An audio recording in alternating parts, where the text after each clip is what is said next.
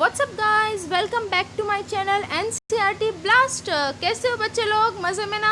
I hope you are studying well. ठीक है, और लास्ट क्लास में हम लोगों ने क्या क्या डिस्कस किया था? लास्ट क्लास में हम लोगों ने फ्रेंच सोसाइटी डिस्कस की थी और emerging of growing middle class. ठीक है, तो ये हम लोगों ने देखा था कि मिडिल क्लास कौन होते थे। तो मिडिल क्लास थर्ड स्टेट के ही पढ़े लिखे और प्रॉस्परस पर्सन होते थे। ठीक है, इसके अलावा जो है हम लोगों ने कुछ फिलोसफीज़ के बारे में देखा था और आगे हम लोग देखते हैं आउटब्रेक्स ऑफ रिवॉल्यूशन। ठीक है, लास्ट क्लास में हम लोगों ने देखा था, ठीक है, जो जहाँ से हमको आज कंटिन्यू करना है कि जो लुइस 16 था उसने क्या प्लान किया था। उसने ये प्लान किया था कि वो आगे और टैक्सेस को बढ़ाएगा करके। ठीक है, जिसकी वजह से लोग क्या हो गए थे, बहुत ज़्यादा गुस्सा हो गए थे और प्रोटेस्ट करने लगे थे। किसके अगेंस्ट? किंग के अगेंस्ट। तो आगे हम देखते हैं रिवॉल्यूशन की स्टार्टिंग।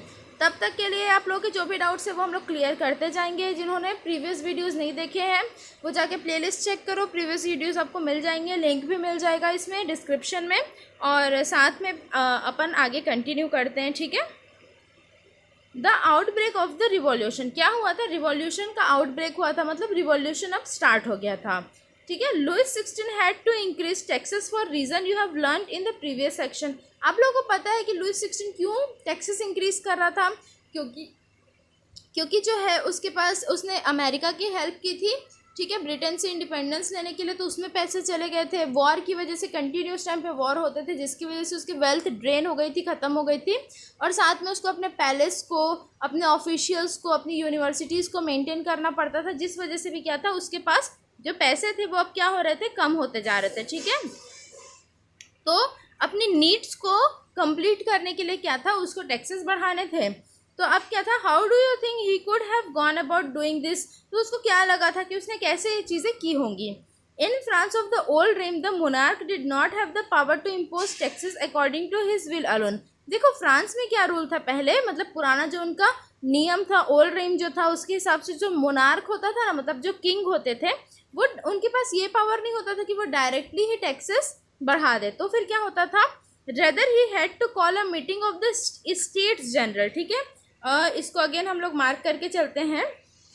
उसको किसकी मीटिंग बुलानी पड़ती थी? उसको जो है स्टेट जनरल्स की मीटिंग बुलानी पड़ती थी। ठीक है, वेट अ मिनट, चलो, किसकी मीटिंग बुलानी पड़ती थी भाई? उसको स्टेट जनरल्स की मीटिंग बुलानी पड़ती थी। Again this is an important point. ठीक है, तो इसको हम लोग फिर से मार्क करते हुए चलते हैं। क्या है भाई ये आपके लिए इम्पॉर्टेंट है काफ़ी ज़्यादा। स्टेट जनरल क्या होता है हम लोग समझने की कोशिश करते हैं एक बार। ठीक है, स्टेट जनरल एक्चुअली में जो है ना, वो एक असेंबली होती है। जैसे हमारे यहाँ इंडिया में क्या है, पार्लियामेंट है ना, कि कोई भी जो डिसीजन होगा वो क्या लेगा, पार्लियामेंट लेगा। तो इसी तरीके से जो स्टेट जनरल होती थी ना वो, ठीक है, तो जो स्टेट जनरल होती थी वो क्या होती थी, वो भी एक पार्लियामेंट टाइप से होता था। एक लोगों का ग्रुप होता था जहाँ, जिनकी परमिशन से, ठीक है, जिनकी सलाह से ही मोनार्क क्या कर सकता था, राजा क्या कर सकता था, डिसाइड कर सकता था कि उसको आगे और टैक्सेस लगाने हैं कि नहीं लगाने हैं। सपोज़ जो किंग होता था वो क्या होता था, प्रधानमंत्री होता था, प्राइम मिनिस्टर होता था। और जो बाकी जो काउंसिल ऑफ मिनिस्टर्स होते हैं ना, जैसे होम मिनिस्ट्री हो गई, फाइनेंस मिनिस्ट्री हो गई, तो ये सब कौन थे? ये स्टेट जनरल्स के मेंबर थे, जो इस चीज़ को, मतलब कि इस प्रपोजल को पास करने में हेल्प करते थे कि आगे और टैक्सेस लगाने हैं। ठीक है, the state general was a political body to which the 3 states send their representatives. ठीक है, इसको अगेन हम लोग मार्क करके चलते हैं, इंपॉर्टेंट, कि क्या था भाई स्टेट जनरल जो था वो यहाँ से लेके चलना। ठीक है, the state general was a political body to which the 3 states send their representatives. ठीक है, तो अगेन इन चीज़ों को आपको क्या लेना है, इंपॉर्टेंट लेके चलना है। और इसको जो है, ठीक है, थोड़ा सा गड़बड़ हो गया यहाँ पे, आप लोग ध्यान रखना, वो इम्पॉर्टेंट था। ठीक है, और कुछ नहीं था। चलो आगे चलते हैं। तो ये क्या था, ये एक ऐसी पॉलिटिकल बॉडी थी जहाँ पे तीनों के तीनों स्टेट्स, मतलब क्लर्जी, नोबल और जो थर्ड स्टेट के लोग थे, सभी अपने अपने रिप्रेजेंटेटिव्स को भेजते थे। However the monarch alone could decide when to call a meeting of this body. ठीक है, मोनार्क ये डिसाइड नहीं कर सकता था कि कितना टैक्स लगाना है और कब टैक्स लगाना है, लेकिन ये बिल्कुल डिसाइड कर सकते थे कि कब इस स्टेट जनरल की मीटिंग को बुलानी है। ठीक है, the last time it was done in 1614। तो लास्ट टाइम कब हुई थी स्टेट जनरल की मीटिंग? 1614 में हुई थी। ठीक है, होप आप लोगों को क्लियर होता होगा। जो भी डाउट्स हो तो कमेंट सेक्शन में कमेंट करके आप लोग क्लियर करो। On 5 May 1789 Louis 16 called together an assembly of the states general to pass proposal for new taxes. तो कौन सी डेट में फिर से मीटिंग बुलाई गई थी, ये इंपॉर्टेंट हो जाता है आप लोगों के लिए कि कौन सी डेट में जो है अगेन मीटिंग बुलाई थी। तो ऑन आपका 5 मई 1789। ठीक है, इस बात को फिर से आप लोग मार्क करके चलो। देखो मैं आप लोगों को मार्क करवा दे रही हूँ, लेकिन आप लोग कोशिश करो अपनी बुक में जो है इसको सबको लिखते हुए चलना। ठीक है, क्योंकि ये आप लोगों के लिए काफ़ी ज़्यादा नया है ये सब, और आप लोगों को हो सकता है एग्जाम्स में इससे क्वेश्चंस मिलें, डेट से मिले, या जिसके जिसके स्कूल का जैसा जैसा पैटर्न हो तो उसके हिसाब से क्वेश्चंस मिलेंगे। इवन आप अगर आगे कॉम्पिटिटिव एग्जाम्स देते हो तो उसमें भी ये काम आएगा। ठीक है, चलो। Louis 16 call together an assembly of states general to pass proposal for new taxes. ठीक है, तो 5 मई 1789 को लुइस 16 ने मीटिंग बुलाई थी। किसकी मीटिंग बुलाई थी? स्टेट जनरल की मीटिंग बुलाई थी। ठीक है, न्यू टैक्सेस को प्रपोज करने के लिए। Resplendent hall in Versailles was prepare to host the delegates. ठीक है, तो एक जो हॉल था, रिस्प्लेंडेंट हॉल था, कहाँ पे था? वर्साई में था। ठीक है, वॉज प्रिपेयर्ड, उसको प्रिपेयर किया गया था किसको होस्ट करने के लिए, किसको वेलकम करने के लिए? जो डेलीगेट्स थे ना, मतलब जो रिप्रेजेंटेटिव्स थे, जो क्लर्जीज थे, जो नोबल्स थे, सबको एक साथ बैठाने के लिए उस हॉल को प्रिपेयर किया गया था। कौन सी प्लेस में? वर्साई में। The first and the second state sent 300 representatives each. First state से कितने रिप्रेजेंटेटिव्स आए थे? 300 रिप्रेजेंटेटिव्स आए थे।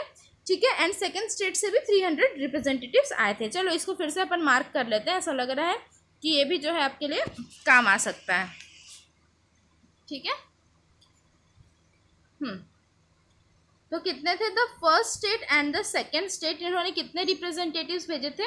300 रिप्रेजेंटेटिव्स ईच भेजे थे। ठीक है, who were seated in rows facing each other on two sides. वो लोग कैसे बैठे हुए थे? अलग अलग रोज में बैठे हुए थे जो एक दूसरे की तरफ फेस कर रहे थे। ठीक है, जैसे कि आप बोल सकते हो, इस तरीके से आप समझ सकते हो कैसे बैठे हुए थे वो लोग। इस तरीके से दो रोज बने हुए थे और सब एक दूसरे की तरफ फेस कर रहे थे। ठीक है, इस तरीके से वो लोग बैठे हुए थे, तो ऐसा उनका सीटिंग अरेंजमेंट था। The first and the second state sent 3 representatives, ये अपन लोगों ने पढ़ लिया। ठीक है, और एक दूसरे की तरफ फेस करके रो में बैठे हुए थे। While the 600 member of the third state had to stand at the back. लेकिन जो थे ना, जो थर्ड स्टेट के जो मेंबर्स थे वो कितने थे भाई? वो टोटल 600 मेंबर्स थे। ठीक है, थर्ड स्टेट के 600 जो मेंबर्स थे उन लोगों को पीछे में खड़े रहना पड़ा था। ये जो 600 मेंबर्स थे थर्ड स्टेट के, ये लोग क्या थे? They had to stand at the back. इन लोगों को पीछे में क्या रहना पड़ रहा था? खड़ा रहना पड़ा था, इनको बैठने तक नहीं दिया जा रहा था। The third state was represented by it's more prosperous and educated members. तो थर्ड स्टेट को कौन रिप्रेजेंट कर रहा था? जो वहाँ के ज़्यादा प्रॉस्परस, मतलब थोड़े अमीर लोग जो थे ना वो, या फिर जो एडुकेटेड लोग थे वो लोग उसको रिप्रेजेंट कर रहे थे। Peasants, artisans and women were denied entry to the assembly. ठीक है, पीजेंट्स जो थे उनको, आर्टिशंस को एंड वुमेन्स को, फिर इसको मार्क करके चलते हैं अपन। ये सारी चीज़ें बहुत इंपॉर्टेंट है आपकी एग्जाम पॉइंट ऑफ व्यू से। ठीक है, पीजेंट्स, आर्टिशंस एंड वुमेन। ठीक है, इन लोगों का क्या था? इनकी जो एंट्री थी वो वहाँ पर क्या थी? प्रोहिबिटेड थी। मतलब उन लोगों को, पीजेंट्स को, आर्टिशंस को और वुमेन्स को वहाँ घुसने नहीं दिया जा रहा था। कहाँ घुसने नहीं दिया जा रहा था? असेंबली हॉल में। Were denied to entry to assembly.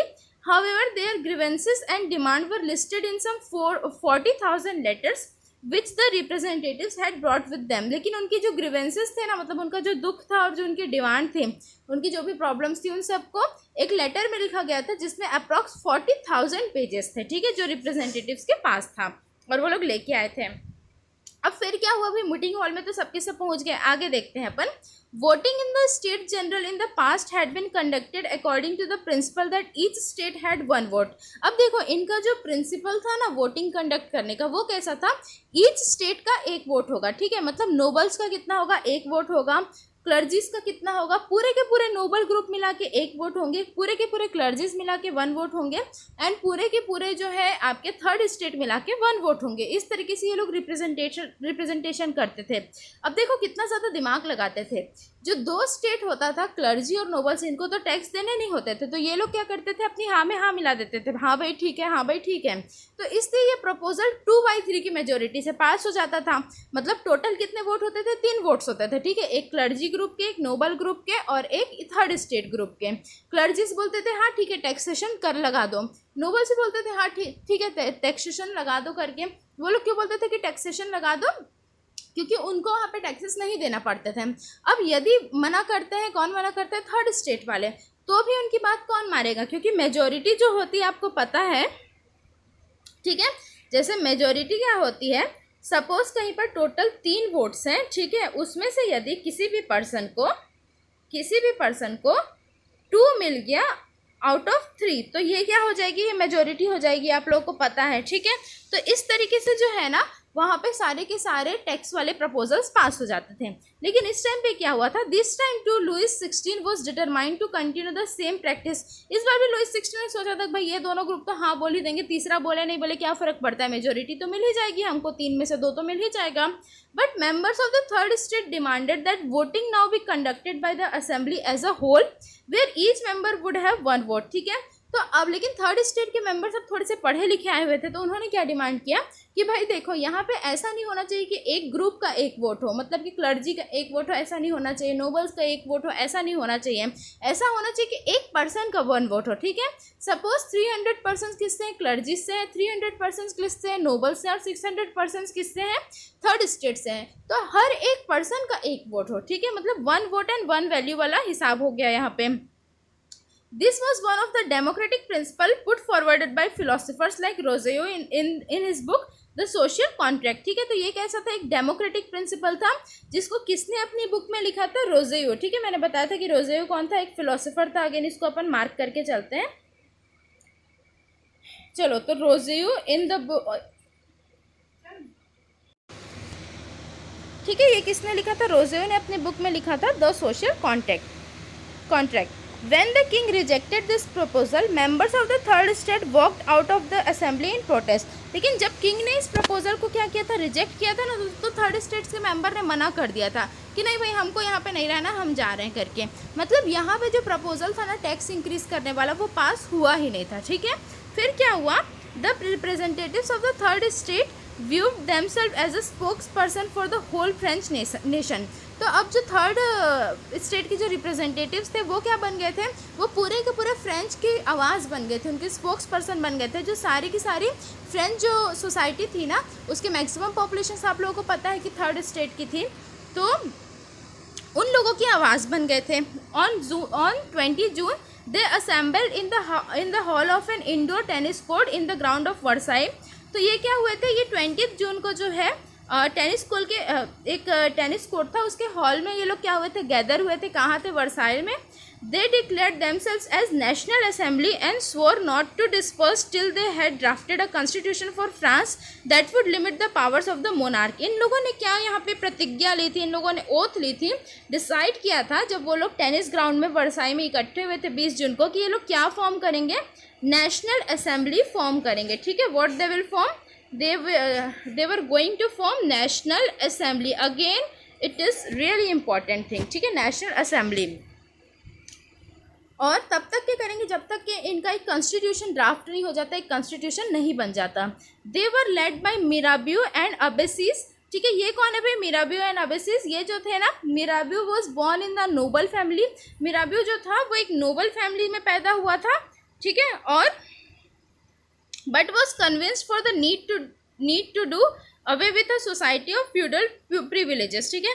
लेकिन ये क्या था? being a नोबल होते हुए भी इसने किसका साथ दिया था? थर्ड स्टेट का साथ दिया था। और इसने भी इस बात से एग्री किया था कि हाँ भाई बर्थ के बेसिस पे प्रिविलेजेस, सुविधाएं नहीं मिलनी चाहिए। मतलब he was a good person from the nobles, ठीक है। He brought out a journal and delivered powerful speeches to the crowds assembled at Versailles, ठीक है। तो इसने एक जर्नल निकाला था, मतलब न्यूज़पेपर में एक आर्टिकल टाइप से निकाला था, और एक स्पीच डिलीवर की थी जहाँ पे बहुत सारी क्राउड्स थी ना असेंबली में, वहाँ पर वर्साई में इसने एक क्या किया था? स्पीच डिलीवर किया था, ठीक है। एक काम करते हैं, जो आपका वीडियो है ना वो थोड़ा सा लंबा होता जा रहा है। मैं चाह रही थी कि छोटे छोटे वीडियोस करते हैं करके, तो हम लोग जो है आगे का पार्ट नेक्स्ट वीडियो में कंटिन्यू करेंगे। तब तक कोई भी डाउट्स हो तो आप कमेंट सेक्शन में कमेंट करके क्लियर करो। अच्छे से पढ़ो, मज़े में रहो, और वीडियो अच्छा लगा हो तो वीडियो को लाइक करो, ठीक है। चैनल को सब्सक्राइब करो, जितना ज़्यादा हो सके शेयर करो, क्योंकि ज्ञान हमेशा बांटने से बढ़ता है। और बेल आइकन जो है वो पक्का प्रेस करो, ठीक है। तब तक के लिए bye bye, good night, take care, see you soon.